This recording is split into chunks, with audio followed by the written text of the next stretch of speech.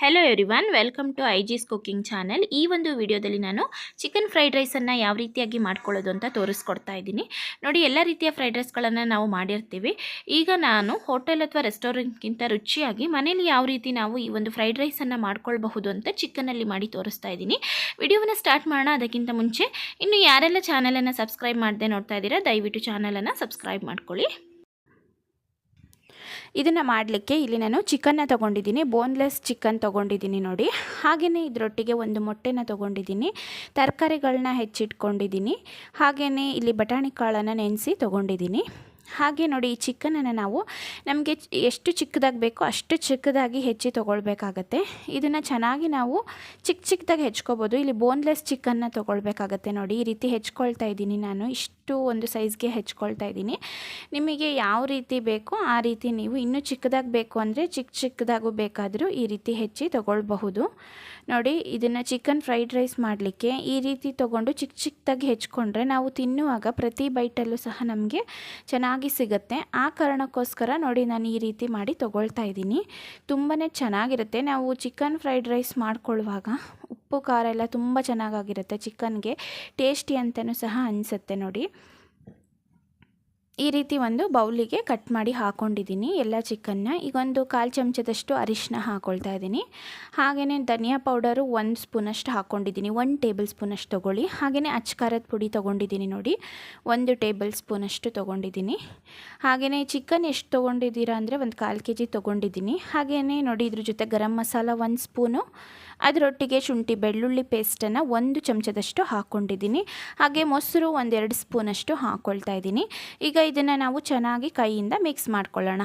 ತುಂಬ ಟೇಸ್ಟಿಯಾಗಿರುತ್ತೆ chicken fried ರೈಸ್ಗೆ. ಈ ರೀತಿ ಫಸ್ಟ್ ನಾವು ಮ್ಯಾರಿನೇಟ್ ಮಾಡಿ ಇಟ್ಕೊಳ್ಳೋದ್ರಿಂದ ಉಪ್ಪು ಖಾರ ಎಲ್ಲ ತುಂಬ ಚೆನ್ನಾಗಿರುತ್ತೆ. ಹಾಗೆ ತಿನ್ನುವಾಗಲೂ ಸಹ ತುಂಬ ಚೆನ್ನಾಗಿ ಬಾಯಿಗೆ ಸಿಗುತ್ತೆ. ಉಪ್ಪು ಖಾರ ಎಲ್ಲ ಮಾಂಸ ಚೆನ್ನಾಗಿ ಆಗಿದ್ದರೆ ತಾನೇ ತುಂಬ ಟೇಸ್ಟಿ ಅಂತ ಅನಿಸೋದು. ಹಾಗಾಗಿ ಈ ರೀತಿ ಮಾಡಿ ಇಟ್ಕೊಳ್ಳಿ. ಇದಾದ ನಂತರ ನೋಡಿ, ಈ ರೀತಿ ಒಂದು ಪ್ಯಾನ್ ಇಟ್ಕೊಂಡಿದ್ದೀನಿ. ಪ್ಯಾನಿಗೆ ಒಂದು 3-4 ಚಮಚದಷ್ಟು ಎಣ್ಣೆ ಹಾಕ್ಕೊಳ್ಳಿ. ನಾರ್ಮಲ್ ಚಮಚದಲ್ಲೇ ಹಾಕ್ಕೊಂಡಿದ್ದೀನಿ ನಾನು.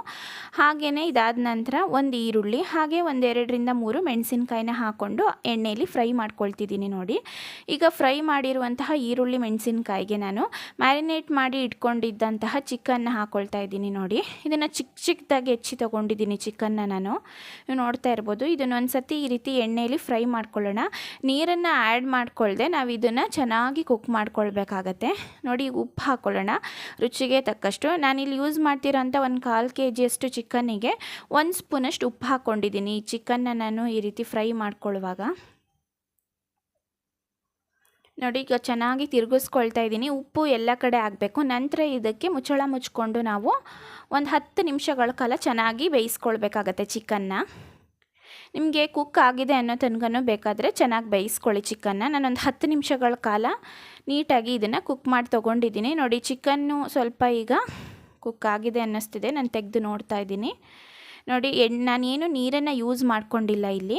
ಆ ಒಂದು ಚಿಕನ್ ಏನಿತ್ತು ಅದಕ್ಕೆ ನಾವು ಮೊಸರು ಹಾಗೆಯೇ ಶುಂಠಿ ಬೆಳ್ಳುಳ್ಳಿ ಪೇಸ್ಟು ಎಲ್ಲ ಹಾಕಿದ್ವಿ. ಚಿಕನ್ನಲ್ಲೂ ನೀರಿರುತ್ತೆ, ಅದೇ ಸ್ವಲ್ಪ ಈ ರೀತಿ ಬಿಟ್ಕೊಂಡಿರುತ್ತೆ ನೋಡಿ. ಈಗ ಚಿಕನ್ ಇನ್ನು ಸ್ವಲ್ಪ ನನಗೆ ಕುಕ್ ಆಗಬೇಕು ಅಂತ ಅನ್ನಿಸ್ತು. ಹಾಗಾಗಿ ಮತ್ತೆ ಮುಚ್ಚಳ ಮುಚ್ಚಿ ಮತ್ತೆ ಒಂದು 5 ನಿಮಿಷಗಳ ಕಾಲ ಬೇಯಿಸ್ಕೊಂಡಿದ್ದೀನಿ. ಟೋಟಲಾಗಿ ಒಂದು 10-12 ನಿಮಿಷಗಳ ಕಾಲ ನಾನು ಇದನ್ನು ಬೇಯಿಸಿ ತೊಗೊಂಡಿದ್ದೀನಿ ನೋಡಿ. ಈಗ ಚಿಕನ್ನು ಚೆನ್ನಾಗಿ ಕುಕ್ ಆಗಿದೆ. ನಂತರ ನೋಡಿ ಈ ರೀತಿ ತೆಗೆದಿಟ್ಕೊಳ್ತಾ ಇದ್ದೀನಿ. ನಂತರ ಅದೇ ಒಂದು ಪಾತ್ರೆ ಏನಿದೆ, ಈ ಪ್ಯಾನು, ಇದಕ್ಕೇನೆ ನಾನು ಮತ್ತೊಂದು ಸ್ವಲ್ಪ ಎಣ್ಣೆನ ಹಾಕ್ಕೊಳ್ತಾ ಇದ್ದೀನಿ. ಒಂದು 2-2.5 ಚಮಚದಷ್ಟು ಎಣ್ಣೆ ಹಾಕ್ಕೊಂಡಿದ್ದೀನಿ. ಹಾಗೆ ಇದರಲ್ಲಿ ನೋಡಿ ನಾನು ಬೆಳ್ಳುಳ್ಳಿಯನ್ನು ಈ ರೀತಿ ಚಿಕ್ಕದಾಗಿ ಕಟ್ ಮಾಡಿ ಹಾಕ್ಕೊಂಡು ಫ್ರೈ ಮಾಡ್ಕೊಳ್ತಾ ಇದ್ದೀನಿ ಎಣ್ಣೆಯಲ್ಲಿ. ಬೆಳ್ಳುಳ್ಳಿ ಚೂರು ಕಲರ್ ಚೇಂಜ್ ಆಗಲಿ. ನಂತರ ಇದಕ್ಕೆ ನಾವು ಈರುಳ್ಳಿನ ಸೇರಿಸ್ಕೊಳ್ಳೋಣ ನೋಡಿ. ಒಂದು ಈರುಳ್ಳಿಯನ್ನು ಚಿಕ್ಕದಾಗಿ ಕಟ್ ಮಾಡಿ ಹಾಕ್ಕೊಂಡಿದ್ದೀನಿ. ಈಗ ಈರುಳ್ಳಿನ ಸಹ ಚೆನ್ನಾಗಿ ಎಣ್ಣೆಯಲ್ಲಿ ಫ್ರೈ ಮಾಡ್ಕೊಳ್ತಾ ಇದ್ದೀನಿ. ಈಗ ನಾವು ಕಟ್ ಮಾಡಿ ಇಟ್ಕೊಂಡಿದ್ದಂತಹ ತರಕಾರಿಗಳು ಏನಿತ್ತು ಅದನ್ನು ಹಾಕ್ಕೊಳ್ಳೋಣ ನೋಡಿ. ಇಲ್ಲಿ ನಾನು ಕ್ಯಾರೆಟನ್ನು ತೊಗೊಂಡಿದ್ದೀನಿ, ಹಾಗೆ ಕ್ಯಾಪ್ಸಿಕಮ್ಮು, ಎಲೆಕೋಸು ಹಾಗೆ ಬೀನ್ಸನ್ನು ತೊಗೊಂಡಿದ್ದೀನಿ ನೋಡಿ. ಎಲ್ಲ ಈ ಒಂದು ಪ್ರಮಾಣದಲ್ಲಿ ಹಾಕ್ಕೊಳ್ತಾ ಇದ್ದೀನಿ ನಾನು. ಒಂದು ಕ್ಯಾರೆಟು ಹಾಗೆ ಒಂದು ಅರ್ಧ ಕ್ಯಾಪ್ಸಿಕಮ್ ಹಾಕ್ಕೊಂಡಿದ್ದೀನಿ, ಸ್ವಲ್ಪ ಕೋಸು, ಹಾಗೆಯೇ ನೋಡ್ತಾ ಇರ್ಬೋದು ನೀವು ಬಟಾಣಿ ಹಾಕ್ಕೊಂಡಿದ್ದೀನಿ. ಇದರೊಟ್ಟಿಗೆ ಒಂದು 5 ಬೀನ್ಸನ್ನು ಸಹ ಕಟ್ ಮಾಡಿ ಹಾಕ್ಕೊಂಡಿದ್ದೀನಿ. ಇದನ್ನು ಚೆನ್ನಾಗಿ ಫ್ರೈ ಮಾಡ್ಕೊಳ್ಬೇಕಾಗತ್ತೆ. ನೆನೆಸಿಟ್ಕೊಂಡಿರುವಂತಹ ಬಟಾಣಿನ ಸಹ ಹಾಕ್ಕೊಂಡು ನೋಡಿ ಫ್ರೈ ಮಾಡ್ಕೊಳ್ತಾ ಇದ್ದೀನಿ. ಈ ತರಕಾರಿಗಳನ್ನ ಫ್ರೈ ಮಾಡ್ಕೊಳ್ಳುವಾಗ ಉಪ್ಪು ಸೇರಿಸ್ಕೊಳ್ಬೇಕಾಗತ್ತೆ. ನೋಡಿ ಒಂದು ಅರ್ಧ ಚಮಚದಷ್ಟು ಉಪ್ಪನ್ನು ಹಾಕ್ಕೊಂಡಿದ್ದೀನಿ. ಈಗ ಇದನ್ನು ನಾವು ನೀಟಾಗಿ ಕುಕ್ ಮಾಡ್ಕೊಳ್ಬೇಕು. ಇದಕ್ಕೆ ನೀರನ್ನ ಸೇರಿಸ್ಕೊಳ್ಬಾರ್ದು. ಹಾಗೆ ನಾನು ತರಕಾರಿನ ಒಂದು 10 ನಿಮಿಷ ನೋಡಿ ಬೇಯಿಸ್ಕೊಳ್ತಾ ಇದ್ದೀನಿ. ಈಗ ತರಕಾರಿ ಚೆನ್ನಾಗಿ ನನಗೆ ಕುಕ್ ಆಗಿದೆ ಅಂತ ಅನ್ನಿಸ್ತಿದೆ. ನಂತರ ನೋಡಿ ಇಲ್ಲೇ ಜಾಗ ಬಿಡಿಸ್ಕೊಂಡು ಇದಕ್ಕೆ ಸ್ವಲ್ಪ ನಾನು ಮೊಟ್ಟೆನ ಹಾಕ್ಕೊಳ್ತಾ ಇದ್ದೀನಿ. ಇದಕ್ಕೆ ನೀವು ಎಷ್ಟು ಮೊಟ್ಟೆ ಬೇಕಾದರೂ ಹಾಕ್ಕೊಳ್ಬೋದು. ನಿಮ್ಮ ರುಚಿಗೆ ಅನುಸಾರವಾಗಿ ನೀವು ಮೊಟ್ಟೆ ಹಾಕ್ಕೊಳ್ಬೋದು. ನಾನಿಲ್ಲಿ ಒಂದು ಮೊಟ್ಟೆನ ಯೂಸ್ ಮಾಡ್ಕೊಳ್ತಾ ಇದ್ದೀನಿ ನಾನು ತೊಗೊಂಡಿರುವಂತಹ ಚಿಕನ್ಗೆ. ಮೊಟ್ಟೆ ಸ್ವಲ್ಪ ಉಪ್ಪು ಹಾಕ್ಕೊಂಡು ನಾನು ಈ ರೀತಿ ಚೆನ್ನಾಗಿ ನೋಡಿ ಬಾಯ್ಲ್ ಮಾಡ್ಕೊಳ್ತಾ ಇದ್ದೀನಿ. ಈಗ ಮೊಟ್ಟೆ ಸ್ವಲ್ಪ ಬಾಯ್ಲ್ ಆಗಿದೆ ಅಂತ ಅನಿಸಿದ ನಂತರ ಅದನ್ನು ನೋಡಿ ಈ ರೀತಿ ಚೆನ್ನಾಗಿ ವೆಜಿಟೇಬಲ್ಸ್ ಜೊತೆಗೆ ತಿರುಗಿಸ್ಕೊಳ್ಬಹುದು.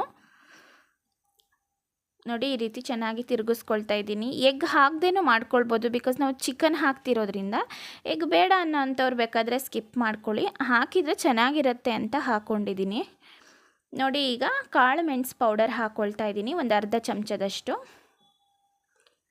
ಈಗ ಒಂದು ಸರಿ ಚೆನ್ನಾಗಿ ಮಿಕ್ಸ್ ಮಾಡಿದ ನಂತರ ಇದಕ್ಕೆ ನಾವು ಮೊದಲೇ ಮಾಡಿಟ್ಕೊಂಡಿದ್ದಂತಹ ಚಿಕನ್ ಏನಿತ್ತು ಅದನ್ನು ಹಾಕ್ಕೊಳ್ತಾ ಇದ್ದೀನಿ. ನೋಡಿ ಈಗ ಇದನ್ನೊಂದು ಸರಿ ಮಿಕ್ಸ್ ಮಾಡಿಕೊಂಡು ನಾವು ಇದಕ್ಕೆ ರೈಸ್ನ ಹಾಕ್ಕೊಳ್ಬಹುದು.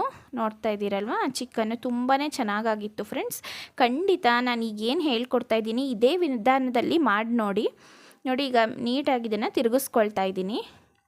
ಈ ವಿಧಾನದಲ್ಲಿ ನೀವು ಒಂದು ಸಾರಿ ಮಾಡಿಕೊಂಡ್ರೆ ಖಂಡಿತವಾಗ್ಲೂ ನೀವು ಬಿರಿಯಾನಿ ಮಾಡೋದನ್ನೇ ಬಿಟ್ಟುಬಿಡ್ತೀರ ಮನೆಯಲ್ಲಿ. ಅಷ್ಟು ಟೇಸ್ಟಿಯಾಗಿತ್ತು ಚಿಕನ್ ಫ್ರೈಡ್ ರೈಸು. ಇದನ್ನೇ ನೀವು ಬೇಕಾದರೆ ಮನೇಲಿ ಚಿಕನ್ ತಂದಾಗ ಮಾಡ್ಕೊಳ್ತೀರಾ. ನೋಡಿ ನಾನಿಲ್ಲಿ ಒಂದು ಲೋಟದಷ್ಟು ಅಕ್ಕಿನ ಅನ್ನ ಮಾಡಿ ತೊಗೊಂಡಿದ್ದೀನಿ, ಅದನ್ನು ಹಾಕ್ಕೊಳ್ತಾ ಇದ್ದೀನಿ. ಯಾವ ಅಕ್ಕಿ ಬೇಕಾದರೂ ಅನ್ನ ಮಾಡಿ ತೊಗೊಳ್ಳಿ. ಸ್ವಲ್ಪ ಕೊತ್ತಂಬರಿ ಸೊಪ್ಪನ್ನು ಹಾಕ್ಕೊಂಡು ನೀಟಾಗಿ ಈ ರೀತಿ ಮಿಕ್ಸ್ ಮಾಡ್ಕೊಳ್ತಾ ಇದ್ದೀನಿ. ನೋಡಿ ನೋಡಿ ಈಗ ಚೆನ್ನಾಗಿ ಮಿಕ್ಸ್ ಮಾಡ್ಕೊಳ್ಬೇಕು. ಇದನ್ನು ತುಂಬ ಈಸಿಯಾಗಿ ಮಾಡ್ಕೊಳ್ಬೋದು ಫ್ರೆಂಡ್ಸ್. ನೋಡ್ತಾ ಇದ್ದೀರಲ್ವ, ಈ ರೀತಿ ಒಂದು ಸರಿ ಮಿಕ್ಸ್ ಮಾಡ್ಕೊಳ್ಳಿ ನೀವು ನೀಟಾಗಿ. ಅನ್ನ ಸ್ವಲ್ಪ ಎಷ್ಟು ಹುಡಿ ಹುಡಿಯಾಗಿ ಬಂದಿರುತ್ತೆ ಅಷ್ಟು ಚೆನ್ನಾಗಿ ಬರುತ್ತೆ ನಮಗೆ ಫ್ರೈಡ್ ರೈಸು. ನೋಡಿ ಈಗ ಚಿಕನ್ ಫ್ರೈಡ್ ರೈಸು ರೆಡಿಯಾಗಿದೆ. ಟೇಸ್ಟ್ ಅಂತೂ ತುಂಬಾ ಚೆನ್ನಾಗಾಗಿತ್ತು. ಮನೇಲಿ ಒಂದು ಸತಿ ಇದೇ ರೀತಿಲಿ ನೀವು ಟ್ರೈ ಮಾಡಿ ನೋಡಿ, ಖಂಡಿತ ತುಂಬ ಚೆನ್ನಾಗಿ ಬರುತ್ತೆ.